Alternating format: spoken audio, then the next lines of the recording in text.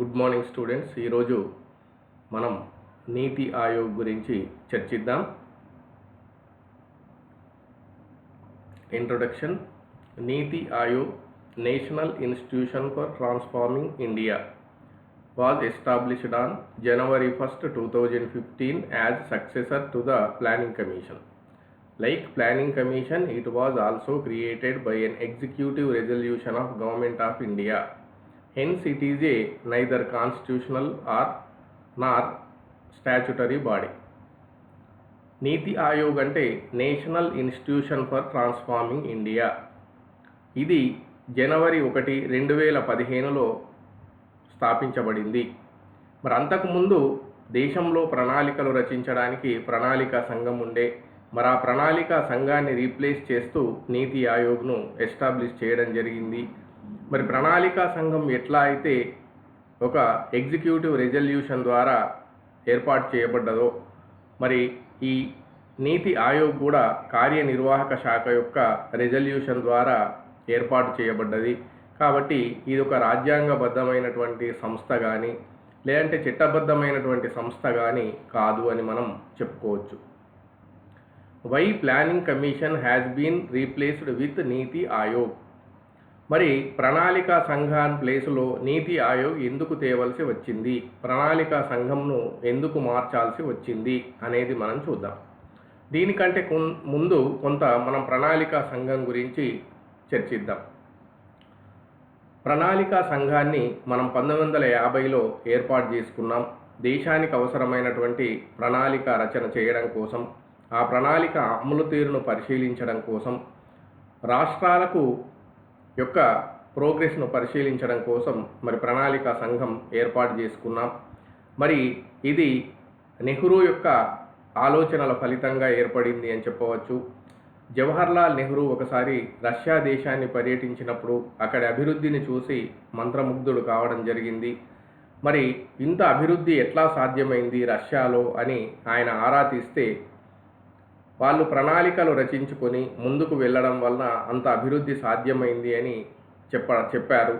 దాంతో మన దేశంలో కూడా ప్రణాళికలు రచించాలా, దానికోసం ఒక ప్రత్యేక సంఘాన్ని నియమించాలని చెప్పేసి ప్రణాళికాబద్ధమైన అభివృద్ధి కోసం, ఆర్థికాభివృద్ధి కోసం మరి నెహ్రూ ఆలోచనల నుండి వచ్చినటువంటి కార్యరూపమే ప్రణాళికా సంఘం అని చెప్పచ్చు.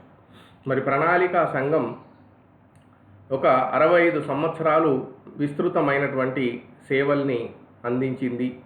దేశ అభివృద్ధిలో ప్రాధాన్యత పోషించింది. ఎందుకంటే ఒక వెనుకబడిన దేశంగా ఉన్నటువంటి దాన్ని ఒక అభివృద్ధి చెందుతున్నటువంటి దేశంగా తీర్చిదిద్దింది అని చెప్పవచ్చు. మరి ముఖ్యంగా వ్యవసాయం, పరిశ్రమలు, నీటిపారుదల, విద్యా రంగాల్లో మరి అనేక అభివృద్ధి సాధించబడింది ప్రణాళికా సంఘం ద్వారా. విద్యారంగం మరి బడుగు బలహీన వర్గాల వారికి, ఎస్సీ ఎస్టీ మైనారిటీ వర్గాల వారికి కూడా అందింది. విద్యా ఫలాలు అందుకున్నారు. విద్య అనేది ఎంతో అభివృద్ధి చెందింది. మారుమూల ప్రాంతాల్లో కూడా పాఠశాలలు, కళాశాలలు ఏర్పాటు చేయబడ్డాయి. మరి అక్షరాస్యత శాతం గణనీయంగా పెరిగింది, అంటే స్వాతంత్రం వచ్చే నాటికి ఇప్పటికీ చూసుకుంటే. అట్లానే పారిశ్రామిక రంగం కూడా ఎంతో అభివృద్ధి అయింది. మరి రెండో పంచవర్ష ప్రణాళిక ముఖ్యంగా పరిశ్రమలకు చాలా ప్రాధాన్యత ఇచ్చింది. ప్రభుత్వ రంగంలో మనం అనేక పరిశ్రమలు నెలకొల్పుకున్నాం. భిలాయ్ ఉక్కు కర్మాగారం, రూర్కెలా ఉక్కు కర్మాగారం, అలా అనేక పరిశ్రమల్ని మనం ఇంజనీరింగ్కు సంబంధించినటువంటి ఉత్పత్తుల పరిశ్రమల్ని, బొగ్గు ఉత్పత్తికి సంబంధించినటువంటి పరిశ్రమల్ని, ఇంకా ఇతర ఎలక్ట్రానిక్ సంబంధించినటువంటి ఉత్పత్తులకు సంబంధించిన పరిశ్రమల్ని, ఇలా అనేక పరిశ్రమల్ని మనం నెలకొల్పుకున్నాం. పారిశ్రామిక రంగం ఎంతో అభివృద్ధి చెందింది. అట్లానే వ్యవసాయ రంగంలో స్వాతంత్రం వచ్చినప్పుడు ఆహార ధాన్యాల కొరత ఉండేది. మరి అట్లాంటిది స్వయం సమృద్ధి మనం ఇవాళ సాధించామని చెప్పుకోవచ్చు. వ్యవసాయ ఉత్పత్తుల్ని గణనీయంగా పెంచుకున్నాం. హరిత విప్లవం తీసుకొచ్చాం.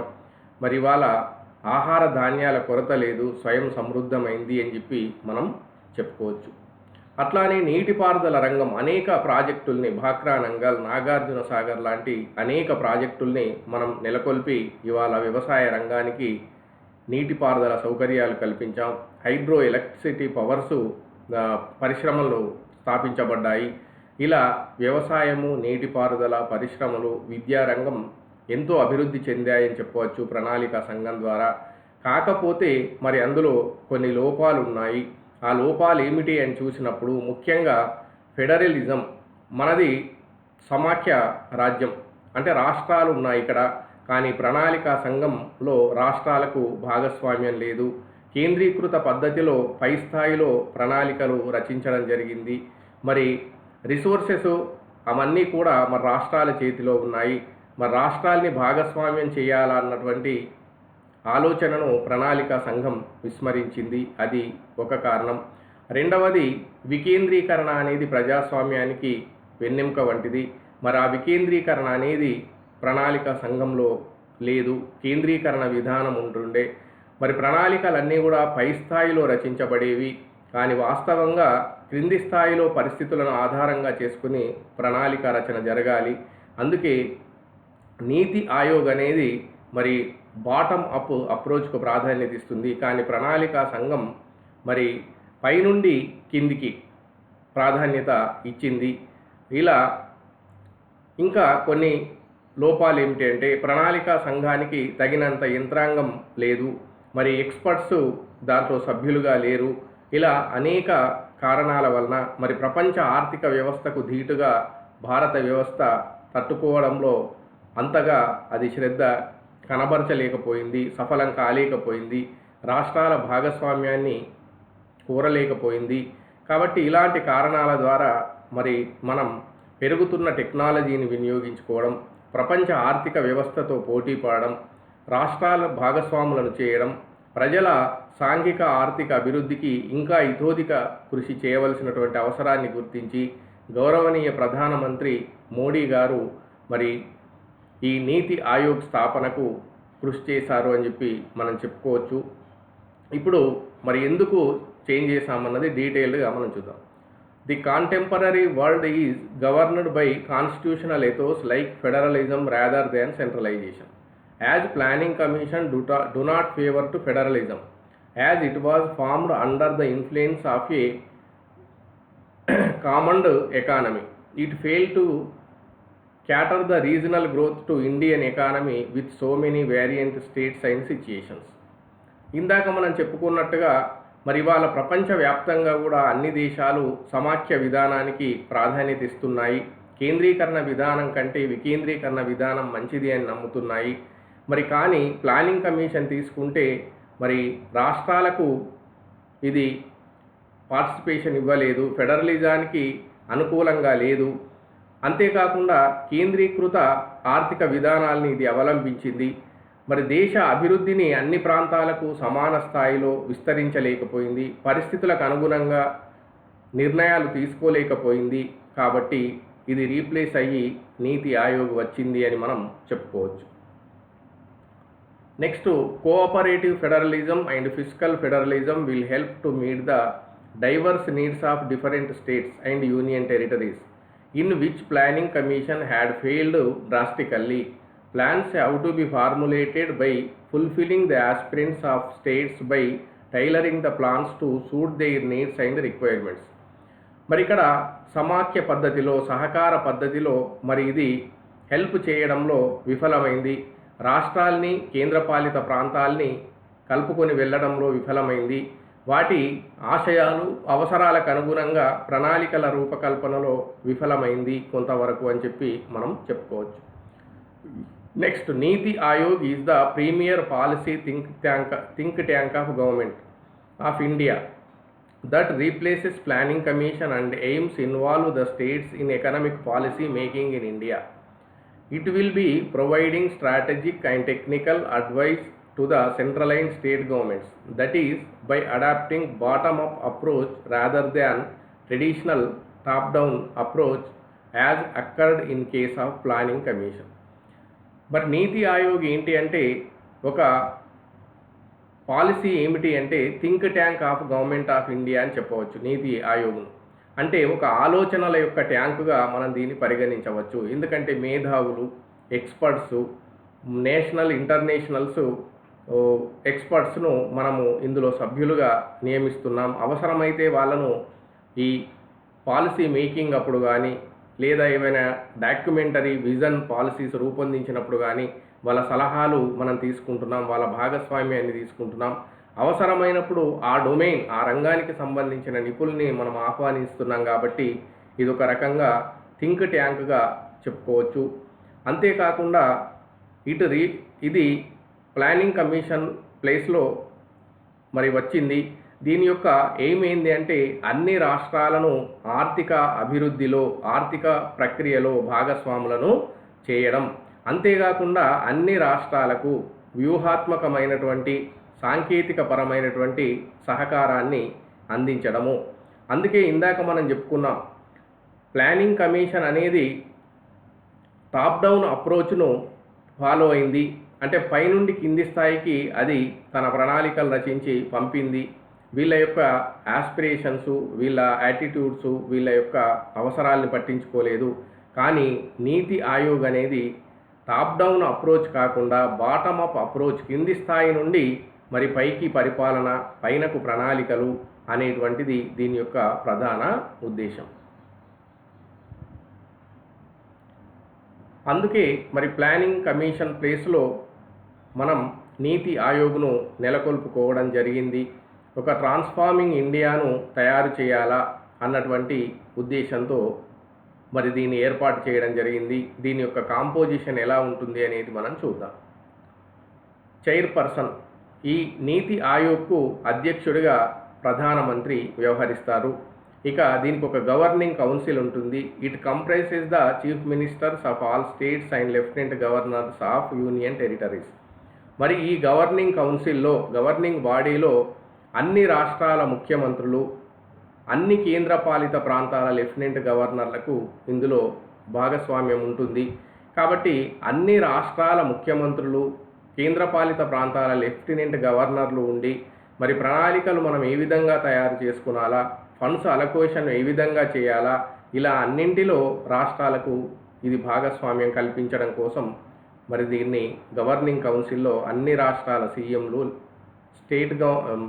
అన్ని రాష్ట్రాల గవర్నర్లు మరియు కేంద్రపాలిత ప్రాంతాల లెఫ్టినెంట్ గవర్నర్లకు ఇందులో ప్రాతినిధ్యం కల్పించడం జరిగింది. మరి అదే ప్లానింగ్ కమిషన్ తీసుకుంటే కేవలం ప్రణాళికల ఆమోదానికి మాత్రమే ఎన్డీసీ, నేషనల్ డెవలప్మెంట్ కౌన్సిల్ సమావేశం అయ్యేది. మరి ప్రణాళికల రూపకల్పనలో రాష్ట్రాలకు పాత్ర అనేది లేకుండే, కానీ ఇక్కడ ప్రణాళికల రూపకల్పనలో కూడా రాష్ట్రాలకు పాత్ర కల్పించడం జరిగింది. Next, regional councils will be formed to address specific issues and contingencies impacting more than one state or region. అంటే ఒకటి కంటే ఎక్కువ రాష్ట్రాలు, ప్రాంతాల్లో ఉన్నటువంటి సమస్యల్ని పరిష్కరించడం కోసం మరి ఇక్కడ రీజనల్ కౌన్సిల్స్ ఏర్పడ్డాయి, ప్రాంతీయ కౌన్సిల్స్. మరి ఆ ప్రాంతీయ కౌన్సిళ్లలో ఆయా ప్రాంతాల ప్రతినిధులు అందులో సభ్యులుగా ఉంటారు. ఆ ప్రాంత సమస్యల్ని అది దృష్టి సారించి పరిష్కరించుకోవడానికి ఈ కౌన్సిల్స్ తోడ్పడతాయి. ఇక next, special invitees, specialists and practitioners with relevant domain knowledge as special invitees nominated by the PM. మరి ఇక్కడ ఆయా ప్రాధాన్యాలను నిర్ణయించేటప్పుడు ఆయా రంగాలకు సంబంధించినటువంటి స్పెషలిస్టులను, ఎక్స్పర్ట్స్ను మరి ఈ మీటింగ్స్కు ఇన్వైట్ చేయవచ్చు. అలాంటి నామినీస్ను నియమించేటువంటి అధికారం ప్రధానమంత్రికి ఇవ్వబడింది. అందుకే దీన్ని ఒక think tank of government of ఇండియాగా మనం నీతి ఆయోగ్ను అభివర్ణించవచ్చు. ఎందుకంటే విజ్ఞానానికి, నవకల్పనలకు ఇదొక కేంద్ర బిందువుగా ఉంటుంది. అంతేకాకుండా ఇది టెక్నికల్ అడ్వైజు మరియు పాలసీ మేకింగ్లో అడ్వైజు, ఇలా ప్రతి దాంట్లో కూడా మరి సలహాలు, సూచనలు ఇస్తూ రాష్ట్రాల్ని స్ట్రెంథెన్ చేయడము, ఒక బలోపేతమైనటువంటి ఇండియాను నిర్మించడమే దీని యొక్క లక్ష్యం అని చెప్పి చెప్పుకోవచ్చు. Next, full time organisational framework. అంటే మొత్తం వ్యవస్థీకరణ ఎలా ఉంటుంది, దీని వ్యవస్థ నిర్మాణం ఎలా ఉందో మనం చూద్దాం. Chairperson, prime minister of India, భారత ప్రధానమంత్రి ఈ నీతి ఆయోగ్కు అధ్యక్షుడిగా వ్యవహరిస్తాడు. మరి అంతేకాకుండా దీనికి ఒక ఉపాధ్యక్షుడు కూడా ఉన్నాడు, vice chairperson, to be appointed by the prime minister. Present vice chairman is Rajiv Kumar. మరి వైస్ చైర్మన్ను ప్రధానమంత్రి నియమిస్తాడు. మరి ప్రస్తుతం రాజీవ్ కుమార్ ఈ నీతి ఆయోగ్ వైస్ చైర్మన్గా వ్యవహరిస్తున్నారు. అంతేకాకుండా ఫుల్ టైం మెంబర్స్ ఉంటారు. స్పెషలిస్ట్ విత్ ఇంటర్నేషనల్ ఎక్స్ప్లోజర్, అంటే అంతర్జాతీయ ఎక్స్ప్లోజర్ కలిగినటువంటి స్పెషలిస్టులు, నైపుణ్యవంతులు, విజ్ఞానవంతులు దీంట్లో ఫుల్ టైం మెంబర్స్గా ఉంటారు.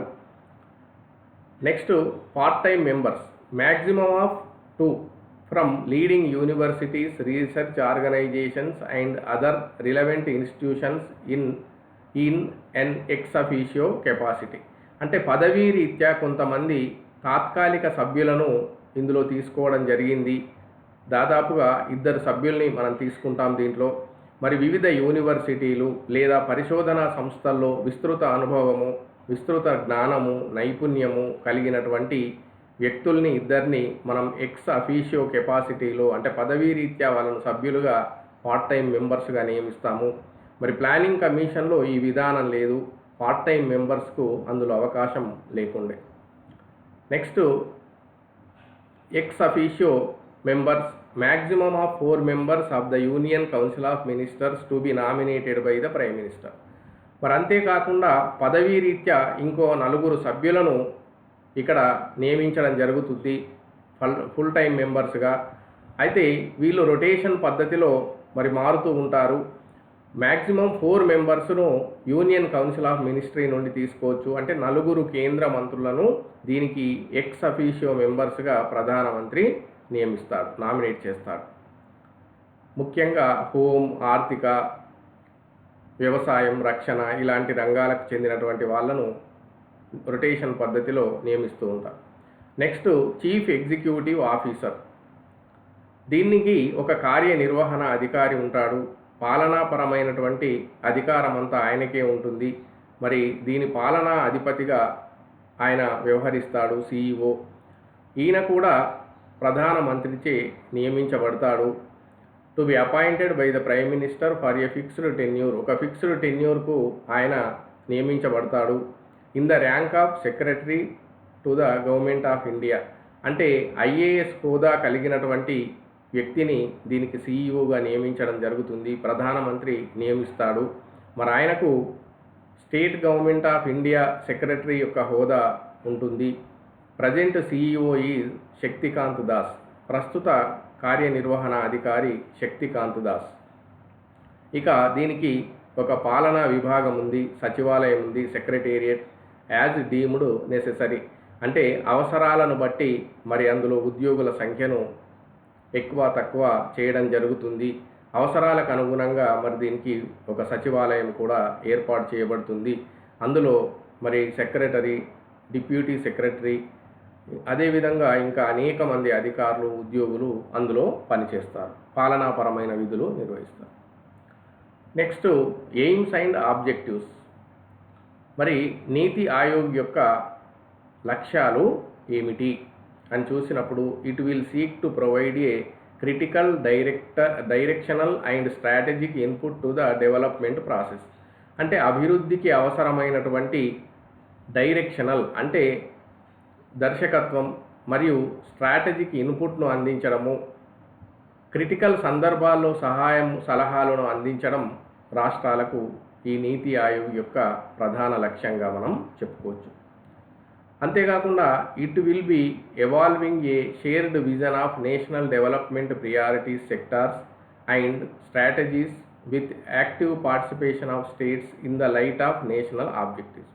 అంటే జాతీయ స్థాయి లక్ష్యాల సాధనలో రాష్ట్రాలను భాగస్వాములను చేసి మరి ఆ లక్ష్యాల సాధనకు రాష్ట్రాలు యాక్టివ్ పార్టిసిపేషన్ చేసేలా వాటిని ప్రోత్సహించడము, మరి జాతీయ స్థాయిలో అభివృద్ధి సాధించవలసిన రంగాలను నిర్ణయించడము, వాటికి అవసరమైనటువంటి వ్యూహాలను రచించడము దీని యొక్క లక్ష్యంగా మనం చెప్పుకోవచ్చు.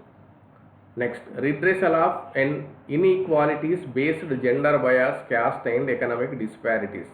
దీని యొక్క ఇంకో ప్రధాన గోల్ ఏంటి అంటే రిడ్రెసల్ ఆఫ్ ఇన్ఈక్వాలిటీస్, అంటే అసమానతలను తగ్గించడము, ముఖ్యంగా gender bias, caste, economic disparities, అంటే జెండర్ విచక్షణ, లింగ వివక్షతను రూపుమాపడము, క్యాస్ట్, కులము, మతము, ప్రాంతము, వర్గాలు ఇలాంటివన్నింటినీ రూపుమాపి మరి ప్రజల్లో ఆర్థిక సమానత్వాన్ని తీసుకురావడము, ఆర్థిక అసమానతలను తొలగించడము దీని యొక్క లక్ష్యంగా మనం చెప్పుకోవచ్చు.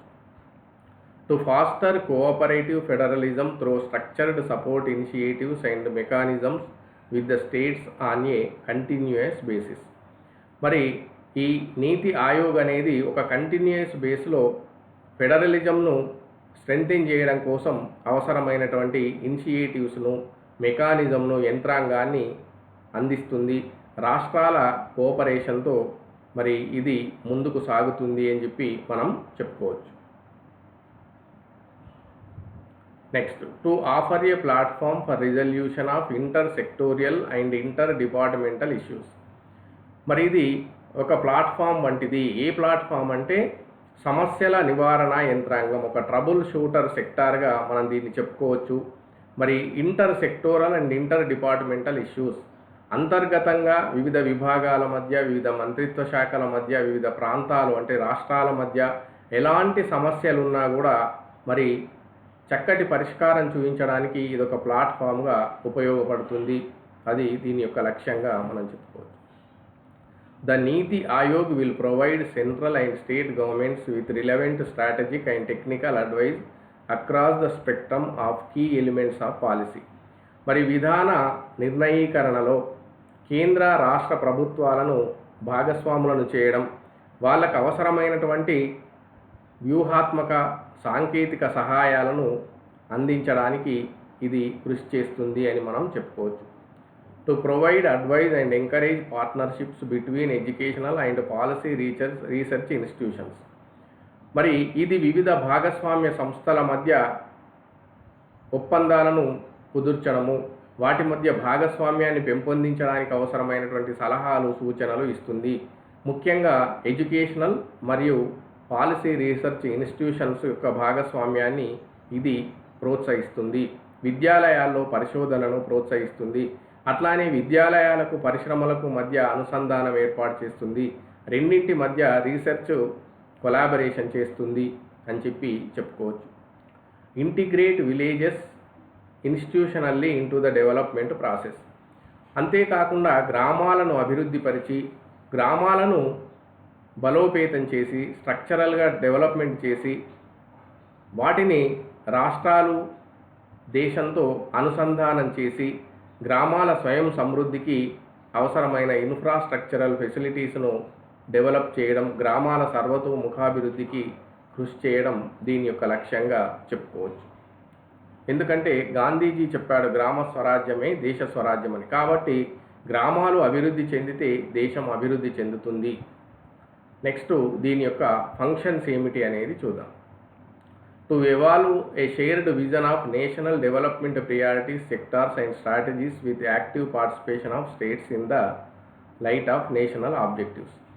ఇందాకే మనం చెప్పుకున్నాం, జాతీయ స్థాయి లక్ష్యాల సాధనకు అవసరమైనటువంటి రంగాలను గుర్తించడము, మరి రాష్ట్రాలను అందులో భాగస్వాములను చేయడము, మరి ఆ లక్ష్యాల సాధనకు రాష్ట్రాలకు అవసరమైనటువంటి అన్ని రకాల సహకారాన్ని అందించడం. Next, to foster cooperative federalism through structured support initiatives and mechanisms with the states on a continuous basis, recognising that strong states make a strong nation. అంటే బలమైన రాష్ట్రాలను నిర్మించడం ద్వారా బలమైన దేశాన్ని నిర్మించాలన్న ఉద్దేశంతో మరి రాష్ట్రాల సహకారాన్ని తీసుకొని వాటికి అవసరమైన సపోర్ట్ అందిస్తూ, టెక్నికల్గా కానీ అదేవిధంగా వ్యూహాత్మకంగా కానీ ఏ రకమైన సపోర్ట్ అయినా అందిస్తూ ఒక బలమైన దేశాన్ని నిర్మించడం దీని యొక్క ముఖ్య ఉద్దేశంగా మనం చెప్పుకోవచ్చు. To acts as knowledge and innovation hub of internal as well as external resources. మరి ఇందాక మనం చెప్పినట్టు ఇదొక నవకల్పనలు, ఇన్నోవేషన్స్ థింక్ ట్యాంక్గా మనం చెప్పుకోవచ్చు. నాలెడ్జ్ అండ్ ఇన్నోవేషన్ హబ్గా మనం దీన్ని చెప్పుకోవచ్చు. మరి ఇంటర్నల్ మరియు ఎక్స్టర్నల్ రిసోర్సెస్ను మరి ఇది రాష్ట్రాలకు, కేంద్రానికి అందిస్తుంది అని మనం చెప్పుకోవచ్చు. It acts as think tank of government of India. It provides both directional and policy inputs and technical advice to the centre and states. ఇందాక చెప్పినట్టుగా ఇదొక ఆలోచనల కేంద్ర బిందువుగా లేదా ఒక ఆలోచనల ట్యాంకుగా మనం దీన్ని అభివర్ణించవచ్చు. మరి ఇది దర్శకత్వం వహిస్తుంది, డైరెక్షన్ ఇస్తుంది, పాలసీ ఇన్పుట్స్ను అందిస్తుంది, సాంకేతిక సహాయాన్ని అందిస్తుంది. ఇలా కేంద్ర రాష్ట్రాలకు అన్ని రంగాల్లో తమ సహకారాన్ని అందిస్తూ మరి ఒక థింక్ ట్యాంకుగా ఇది వ్యవహరిస్తుంది, మేధో కూటమిగా వ్యవహరిస్తుంది. To develop mechanisms to formulate credible plans at the village level and linkage with it to higher levels of government. మరి అంతేకాకుండా ఇది ఒక అభివృద్ధికి సంబంధించినటువంటి ముఖ్యమైన ప్రణాళికలని రచించి గ్రామాలను జాతీయ స్థాయితో అనుసంధానం చేయడమే దీని యొక్క ప్రధాన ఉద్దేశంగా మనం చెప్పుకోవచ్చు. It plays key role to formulate policies for optimum utilization of human resources in various sectors nationally and globally. అంటే జాతీయ మరియు అంతర్జాతీయ స్థాయిలో వివిధ రంగాల్లో మానవ వనరుల సక్రమ వినియోగానికి అవసరమైనటువంటి విధానాలను ఇది రూపొందిస్తుంది. ఎందుకంటే ఏ దేశం అయితే మానవ వనరుల్ని సక్రమంగా వినియోగించుకుంటుందో ఆ దేశం అన్ని రంగాల్లో అభివృద్ధి చెందుతుంది. ఎందుకంటే మానవ వనరులే దేశానికి ప్రధానమైన ఆస్తిగా చెప్పుకోవచ్చు. మరి ఏ వ్యవస్థ అయినా సక్సెస్ కావాలి అంటే అందులో పనిచేసే మానవ వనరులు సమర్థవంతంగా ఉండాలా. కాబట్టి ఒక దేశం కూడా అభివృద్ధి చెందాలంటే మరి మానవ వనరుల్ని మనం సక్రమంగా వినియోగించుకోవాలి. To ensure on areas that are specially referred to it that the interests of national security are incorporated in economic strategy and policy. మరి అంతేకాకుండా ఇక్కడ ఆర్థిక వ్యూహము మరియు విధానంలో భాగస్వాములను చేయడం కోసం నేషనల్ సెక్యూరిటీ జాతీయ భద్రత దృష్ట్యా మరి అవసరమైనటువంటి రంగాలను గుర్తించడము, ఆ వాటి యొక్క ఇంట్రెస్ట్ను నెరవేర్చడము దీని యొక్క ప్రధాన విధిగా మనం చెప్పుకోవచ్చు. To focus on technology upgradation and capacity building for implementation of programs and initiatives. మరి వివిధ పథకాలు నవకల్పనలకు అవసరమైనటువంటి సాంకేతిక సహాయాన్ని అప్గ్రేడ్ చేయడము, అభివృద్ధి చేయడము, వాటి యొక్క సామర్థ్యాన్ని పెంపొందించడము ప్రధాన విధిగా మనం చెప్పుకోవచ్చు. అంటే వివిధ పథకాలకు అవసరమైనటువంటి టెక్నాలజీ అప్గ్రేడేషన్ చేయడం, వాటి సామర్థ్యాన్ని పెంచడం దీని యొక్క ప్రధాన ఉద్దేశంగా మనం చెప్పుకోవచ్చు. To pay special attention to the weaker sections of the society for benefiting adequately from economic progress. అంటే సమాజంలో ఉన్నటువంటి అట్టడుగు వర్గాలు, డౌన్ ట్రాడెడ్ పీపుల్ మరియు వీకర్ సెక్షన్స్, మార్జినలైజ్డ్ సెక్షన్స్కు మరి అవసరమైనటువంటి సహాయాన్ని అందించడము, వాళ్ళ జీవన ప్రమాణాలు పెంపొందించడము, వాళ్ళను అప్లిఫ్ట్ చేసి ఆర్థిక అభివృద్ధి వాళ్ళ లోపల తీసుకురావడం దీని యొక్క ప్రధాన విధిగా మనం చెప్పుకోవచ్చు. It enhances the cooperation and coordination between the variant ministries, central and state governments and speed up the implementation of policies and programmes.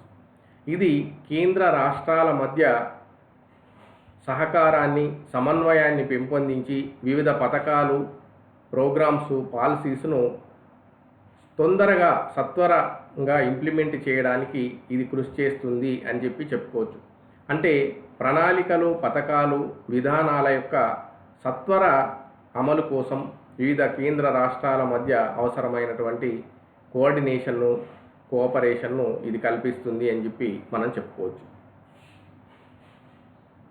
To maintain a state-of-the-art resource center be a repository of research on good governance and best practices in suitable and adequate development. మరి ఇది రాష్ట్రాలకు చాలా ప్రాధాన్యం ఇస్తుంది. వనరులు అన్నీ కూడా రాష్ట్రాల ఆధీనంలోనే ఉంటాయి. కాబట్టి రాష్ట్రాన్ని ఒక వనరుల కేంద్రంగా గుర్తించడము, మరి రాష్ట్రాల్లో గుడ్ గవర్నెన్స్ నెలకొల్పి ఒక ఉత్తమమైనటువంటి విధానాల ద్వారా సుస్థిర అభివృద్ధిని, ఈక్విటేబుల్ డెవలప్మెంట్ను సాధించడం దీని యొక్క ప్రధాన విధిగా చెప్పుకోవచ్చు. With cooperation and support of the central, state and local governments resolve the common problems which are facing by them. కేంద్ర రాష్ట్ర స్థానిక ప్రభుత్వాలు ఏవైతే సమస్యల్ని ఉమ్మడిగా ఎదుర్కొంటున్నాయో మరి ఆ సమస్యలన్నింటినీ పరిష్కరించడం కోసం ఇది కృషి చేస్తుంది. To actively monitor and evaluate the implementation of programmes and initiatives including the identification and delivery of the needed resources strengthen and success the programmes. మరి అంతేకాకుండా ఇది ఏం చేస్తుంది అంటే కేంద్ర రాష్ట్రాలకు అవసరమైనటువంటి నీడ్స్ ఏమిటి, ఏం రిసోర్సెస్ కావాలా, పథకాల అమలుకు ఎలాంటి చర్యలు తీసుకునాలా అనేటువంటిది చూసి మరి వాటికి అవసరమైనటువంటి రిసోర్సెస్ను ఇతర సహాయాన్ని అందించి ఆ పథకాల విజయవంతానికి తోడ్పడుతుంది. To provide advice and encourage partnerships between key stakeholders and national and international like minded think tanks as well as educational and policy research institutions. మనం ఇందాకే చెప్పుకున్నాము, ఇది ఒక మేధోమథన కూటమిగా వ్యవహరిస్తుంది. ఎడ్యుకేషనల్ మరియు పాలసీ రీసెర్చ్ ఇన్స్టిట్యూషన్స్ మధ్య సమన్వయాన్ని, భాగస్వామ్యాన్ని నెలకొల్పుతుంది. అంతేకాకుండా ఎక్కడైతే భాగస్వామ్య సంస్థలు ఉంటాయో ఆ భాగస్వామ్య సంస్థలకు అవసరమైనటువంటి జాతీయ, అంతర్జాతీయ సహకారాన్ని ఇది అందిస్తుంది. ఆ పార్ట్నర్షిప్ను ఎంకరేజ్ చేస్తుంది, ఇన్నోవేషన్స్ను ప్రోత్సహిస్తుంది అని చెప్పుకోవచ్చు. To create a knowledge, innovation and entrepreneurial support system through a collaborative community of national and international experts, practitioners and other partners. అంతేకాకుండా ఇది విజ్ఞానాన్ని పెంపొందించడము, నవకల్పనల్ని ప్రోత్సహించడము మరియు ఎంటర్ప్రెన్యూరల్ సపోర్ట్ అంటే వ్యవస్థలు స్థాపించడం కోసం అవసరమైనటువంటి సహాయాన్ని ఒక కొలాబరేటివ్ కమ్యూనిటీ సిస్టంలో ఇది అందిస్తుంది. దీనికోసం జాతీయ, అంతర్జాతీయ ఎక్స్పర్ట్స్ యొక్క సహకారాన్ని తీసుకోవచ్చు మరియు practitioners and the other partners అంటే వివిధ ఆయా రంగాల్లో నిష్ణాతులైనటువంటి జాతీయ, అంతర్జాతీయ ఎక్స్పర్ట్స్ను, ప్రాక్టీషనర్స్ను మరి ఇది సహకారం అందించి వివిధ వ్యవస్థల్లో అభివృద్ధి కోసం, ఆ నాలెడ్జ్ కోసం, ఇన్నోవేషన్ పెంపొందించడం కోసం, ఎంటర్ప్రెన్యూరల్ సపోర్ట్ అందించడం కోసం ఇది కృషి చేస్తుంది.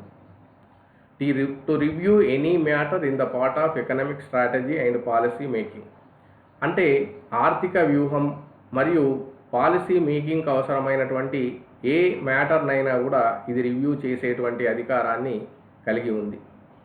To offer A platform for resolution of inter sectoral and inter departmental issues in order to accelerate the implementation of the development agenda. మరి అభివృద్ధి ఎజెండాను నిర్ణయించి మరి దానికి ఏమైనా సమస్యలు ఎదురైనట్లయితే వివిధ విభాగాల మధ్య ఆ సమస్యల్ని పరిష్కరించి మరి అవి సక్సెస్ఫుల్గా ఆ పథక రచనను అమలు చేయడం కోసం అవసరమైన సహాయాన్ని అందిస్తుంది. To design strategic and long term policy and programme frameworks and initiatives and monitor their progress and their efficacy. అంతేకాకుండా దీర్ఘకాలిక విధానాలు, పథకాలకు రూపకల్పన చేసి మరి వివిధ సంస్థల్ని అవి ఎంతవరకు అమలు చేస్తున్నాయో ఎప్పటికప్పుడు సమీక్షించి అవి ప్రభావవంతంగా పనిచేస్తున్నాయా లేదా అని కూడా చూస్తుంది. It takes other activities as may be necessary in order to further the execution of the national development agenda and the objectives mentioned above. అంతేకాకుండా పైన పేర్కొన్నటువంటి లక్ష్యాల సాధనకు అవసరమైనటువంటి ఇతర పథకాలకు కూడా రూపకల్పన చేసి మరి జాతీయ అభివృద్ధి ఎజెండాను రూపొందించి మరి రాష్ట్రాలు, కేంద్రం అవన్నీ కూడా ఆ పథక భాగస్వాములను చేసి ఆ పథకం సక్సెస్ఫుల్గా అమలవ్వడానికి అవసరమైనటువంటి ఇతర చర్యల్ని కూడా ఇది తీసుకుంటుంది అని చెప్పవచ్చు. నెక్స్ట్ గైడింగ్ ప్రిన్సిపల్స్ ఆఫ్ నీతి ఆయోగ్. మరి పైన పేర్కొన్నటువంటి విధులను నిర్వహించడం కోసం ఈ క్రింది లక్ష్యాలను, ఈ క్రింది సూత్రాలను ఇది పాటిస్తుంది మరియు కేంద్ర రాష్ట్రాలకు గైడ్ చేస్తుంది ఈ ప్రిన్సిపల్స్ ద్వారా అని చెప్పి మనం చెప్పుకోవచ్చు. ఒకటవది అంత్యోదయ. ఈ అంత్యోదయ ప్రిన్సిపల్ ఏమిటి అంటే, దేశంలో అణగారిన వర్గాలు, అట్టడుగు వర్గాలు, డౌన్ ట్రాడెడ్ పీపుల్ మరియు వల్నరేబుల్ పీపుల్ ఎవరైతే ఉన్నారో, సప్రెస్డ్ ఎవరైతే ఉన్నారో, మరి ఆ వర్గాలను అప్లిఫ్ట్ చేయడము, వాళ్ళ అవసరాలను తీర్చడము, వాళ్ళని అభివృద్ధి పథంలోనికి తీసుకురావడం దీని యొక్క ప్రిన్సిపల్గా మనం చెప్పుకోవచ్చు. మరి దీనదయాళ్ ఉపాధ్యాయ యొక్క ఆయన యొక్క ఆలోచనల నుండి పుట్టినటువంటి ఈ అంత్యోదయను అమలు చేయడం దీని యొక్క ప్రధాన సూత్రంగా చెప్పుకోవచ్చు. Next empowerment. మరి సమాజంలో అనేక అట్టడుగు వర్గాలు, బలహీన వర్గాలు ఉన్నాయి. మరి ఆ వర్గాలన్నింటినీ కూడా ఎంపవర్ చేయడం, వాళ్ళ కాళ్ళపై వాళ్ళు నిలబడేలా వాళ్ళను స్వయం సమృద్ధం చేయడం, అంతేకాకుండా సమాజంలో ఉన్నటువంటి ఇనీక్వాలిటీస్ను తొలగించడం, ఎకనామిక్ డిస్పారిటీస్ను తొలగించడం, క్యాస్టు, జెండర్, రీజియన్, క్యాస్ట్ మరియు క్లాస్ ఇలాంటి ఇనీక్వాలిటీస్ను తొలగించి మరి సమాజంలో ఆర్థిక సమానత్వాన్ని తీసుకొచ్చి ప్రజల్ని స్వయం సమృద్ధం చేయడం ఇంకో ప్రిన్సిపల్గా మనం చెప్పుకోవచ్చు. Next village. గ్రామాలను అభివృద్ధి పథంలోనికి తీసుకెళ్లడం దీని యొక్క ప్రధాన సూత్రంగా చెప్పుకోవచ్చు. గ్రామాలు అభివృద్ధి చెందితే దేశం అభివృద్ధి చెందుతుంది. కాబట్టి గ్రామాలకు అవసరమైనటువంటి స్ట్రక్చరల్ డెవలప్మెంట్, ఇన్ఫ్రాస్ట్రక్చర్ ఫెసిలిటీస్ను కల్పించడము, ప్రణాళిక రచనను గ్రామస్థాయి నుండి తీసుకెళ్లడము, గ్రామాలను రాష్ట్రాలు, దేశాలతో అనుసంధానం చేయడము, ఇలా ఇన్స్టిట్యూషనల్లీ వీటిని డెవలప్ చేయడం దీని యొక్క ఇంకో సూత్రంగా చెప్పుకోవచ్చు. Next demographic dividend. అంటే జనాభాను మనం ఒక డివిడెండ్గా చెప్పుకోవచ్చు, వనరుగా చెప్పుకోవచ్చు, ఒక ఆస్తిగా చెప్పుకోవచ్చు. ఏ దేశంలోనైనా జనాభా ఆ దేశానికి ఒక ప్రధాన ఆస్తిగా మనం చెప్పుకోవచ్చు. మానవ వనరులు అంటాం. మరి ఈ మానవ వనరుల్ని మనం సక్రమంగా వినియోగించుకోవాలా, అలా సక్రమ వినియోగానికి ఈ నీతి ఆయోగ్ కృషి చేస్తుంది అని మనం చెప్పుకోవచ్చు.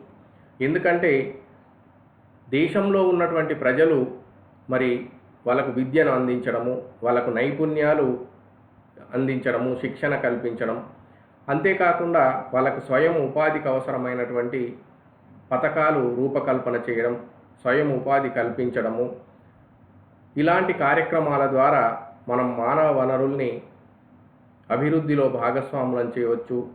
దేశ అభివృద్ధికి వాళ్ళను మనం ఒక డివిడెండ్గా వాడుకోవచ్చు అని చెప్పి చెప్పుకోవచ్చు. నెక్స్ట్ పీపుల్స్ పార్టిసిపేషన్, ప్రజా భాగస్వామ్యం. ఇది చాలా ముఖ్యమైనటువంటి సూత్రం. ఎందుకంటే ఏ ప్రభుత్వమైనా సక్సెస్ కావాలి అంటే పీపుల్స్ పార్టిసిపేషన్ అనేది కావాలా. ఏ పథకం సక్సెస్ కావాలన్నా అది పీపుల్స్ పార్టిసిపేషన్ ద్వారానే సాధ్యమవుతుంది. కాబట్టి ప్రభుత్వము ఇవాళ గవర్నమెంట్ స్థాయి నుండి గవర్నెన్స్ స్థాయికి ఎదిగి మరి ప్రజా భాగస్వామ్యాన్ని ప్రోత్సహిస్తుంది.